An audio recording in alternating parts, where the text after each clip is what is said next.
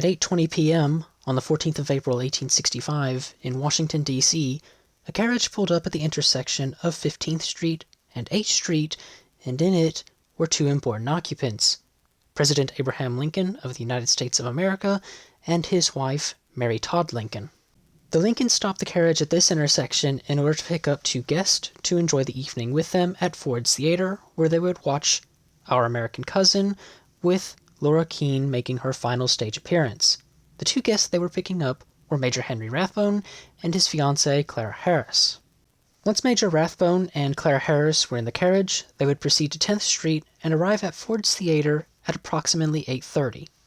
Upon entering the lobby of Ford's Theater, they encountered door tender John Buckingham, who would later state, Miss Harris was on the arm of the President, and Mrs. Lincoln was escorted by Major Rathbone. The President seemed to be unusually bright in appearance. Earlier that day, the theater's owner, John T. Ford, had prepared a special location for the presidential party. Within the dress circle, they would occupy the boxes located to the right-hand side of the stage. In order to get to this box, which from here on out will be referred to as the presidential box, the party had to ascend a spiral staircase to the north end of the theater. They would then enter a balcony which led directly to the rear end of the dress circle. Upon entering the dress circle, the president was immediately noticed, and the play was temporarily suspended while acknowledgement to his arrival was given. According to Major Henry Rathbone, Harry Hawk, whom was an actor on stage, Daniel Beekman, whom was seated in the orchestra level, and W.H. Taylor, whom was seated in the dress circle, all stated that the orchestra began to play Hail to the Chief, while the audience of the theater roared in enthusiasm as the president had finally arrived, though he was about half an hour late. Various eyewitnesses would describe Lincoln's response to this rather warm welcoming in different ways following his death. Some of the most common features are that he bowed to the audience, waved to the audience, and seemed to have a face of sorrow. Several accounts then state that the presidential party then followed an unidentified man along the rear side of the dress circle where they would approach a door. This man would then open the door, and the presidential party would disappear into the presidential box. Once the presidential party had entered the first door into the box, this unidentified man was then said to have seated himself next to the door, and he would remain there for the rest of the night. Major Henry Rathbone described in detail what happened to the presidential party once they entered the box. The box is entered by passing from the front of the building in the rear of the dress circle to a small entry or passageway about 8 feet in length and 4 feet in width. This passageway is entered by a door which opens on the inner side. The door is placed as to make an acute angle between it and the wall behind it on the inner side. At the inner end of the passageway is another door standing squarely across and opening into the box. On the left-hand side of the passageway, and very near the inner end, is a third door which also opens into the box. This latter door was closed. The party entered the box through the door at the end of the passageway. Once the party had entered the seating area of the presidential box, Lincoln would sit closest to the audience in a padded rocking chair. Next to him in another chair, Mary Todd Lincoln would sit, and then next to her, in another chair, Clara Harris sat, and then, at the far end of the box, on the edge of a sofa, Major Henry Rathbone would sit. Once the party was seated, Our American Cousin resumed as intended. While the presidential party was arriving at Ford's Theater, next to the theater, in the saloon, sat John Wilkes Booth, who was about to make himself the most famous actor in American history. According to John Buckingham, the door tender that I mentioned earlier, John Wilkes Booth entered Ford's Theater twice and checked up on the proceedings of the play. He knew John Wilkes Booth by appearance because he had seen him perform at Ford's Theater in the past several times. Shortly after 10 p.m., while Our American Cousin was in its third act, Booth would enter the lobby of the theater for a third time, and John Buckingham would have a short conversation with him. After this conversation, Buckingham said that Booth entered a door that led him into the parquet and dress circle, where he would sit and watch the play for several minutes.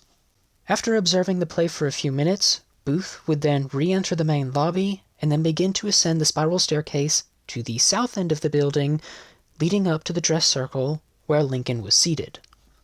Once Booth ascended to the dress circle, he began to make his way towards the presidential box, and in doing so, he would disrupt two of the audience members, Captain Theodore McGowan of the United States Army and his friend A.M. Crawford.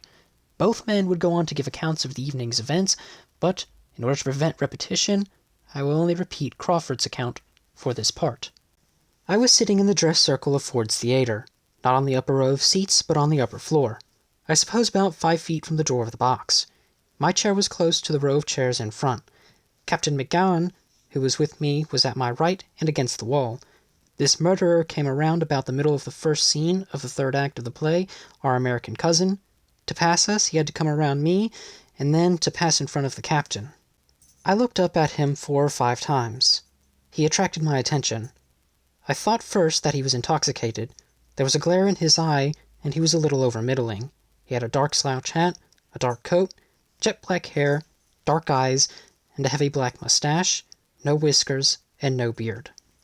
Besides McGowan and Crawford, several other eyewitnesses within the dress circle saw Booth enter and approach towards the presidential box, and several of these eyewitnesses recall a man still seated outside the door of the presidential box who was identified as either being an usher or a presidential messenger. Booth pulled out what has always been assumed to have been a calling card, handed it to this unidentified man, who then entered the presidential box for a few minutes, presumably to obtain the president's permission to allow Booth entrance. Regardless of who this person was seated outside the box, what Booth handed him, and what he did upon entering the presidential box, this unidentified man returned and then allowed Booth access to the corridor in the box. Once Booth was finally in the corridor of the presidential box, he needed to secure the door behind him so nobody else could enter, but the lock on the door was broken.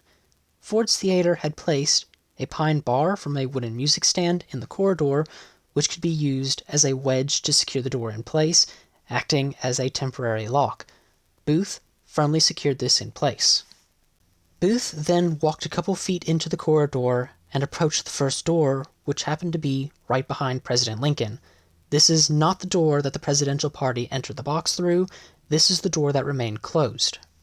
In one of the wooden panels of this door, there was a small hole, which Booth then peered through to make sure that the president was seated and that nobody in the box would look back at the door, seeing Booth enter. A popular story that is often published regarding this hole in the door is that earlier in the day, Booth went to Ford's Theater and drilled the hole in the door himself, but this is actually false.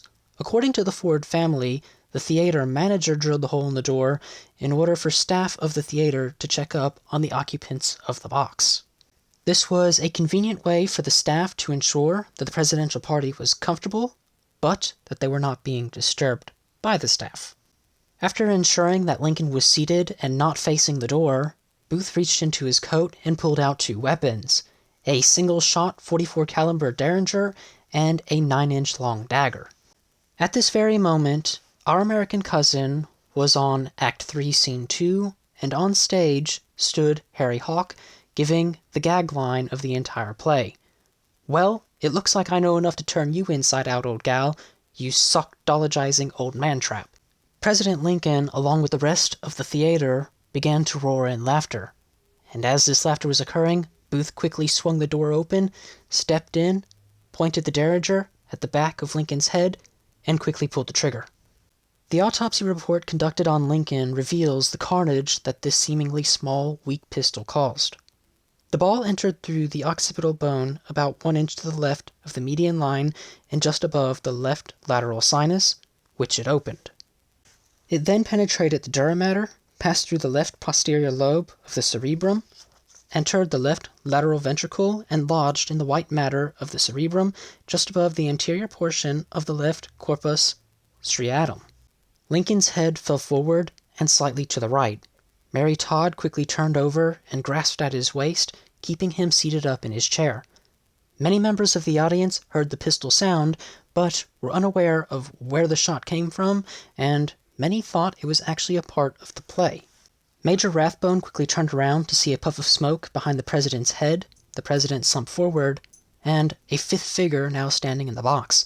Rathbone quickly leaped up and grabbed at the perpetrator, but Booth, wielding a 9-inch dagger, stabbed Rathbone in the left arm, gashing him between the shoulder and elbow. Having been stabbed, Rathbone let go of Booth, and Booth walked towards the railing of the box and quickly leaped over it, jumping about 12 feet down to the stage below. As Booth leaped over the railing of the presidential box, which was draped in American flags, one of his boot spurs became trapped in one of the flags, causing the flag to rip, but it also caused Booth to fall awkwardly onto the stage, which many eyewitnesses saw, including Harry Hawk, who was on the stage and closest to Booth. Booth quickly regained his steadiness, leaped up with the 9-inch dagger in his right hand. He held it up, and many eyewitnesses recount him yelling, "Sic semper tyrannis." After yelling that statement, he ran across to the left side of the stage and disappeared. The shocked, terrified, and stunned audience suddenly hear cries from the box for water and a doctor. What had just occurred finally became apparent to the people in the theater. The president had been shot. A couple of men chased after Booth, but because of his head start, they were unable to catch up to him, and Booth leaped onto a horse that he had waiting in the back alley, and he rode away into the darkness. Though Booth had successfully escaped the theater after shooting his victim, he left President Lincoln alive, and several doctors would arrive into the presidential box shortly after the calls for help came, and they would attempt to save the president's life. But the events of Lincoln's final hours are a story for another day. So, if you have learned something new in this video, why not leave a like and a comment down below, and have a wonderful day.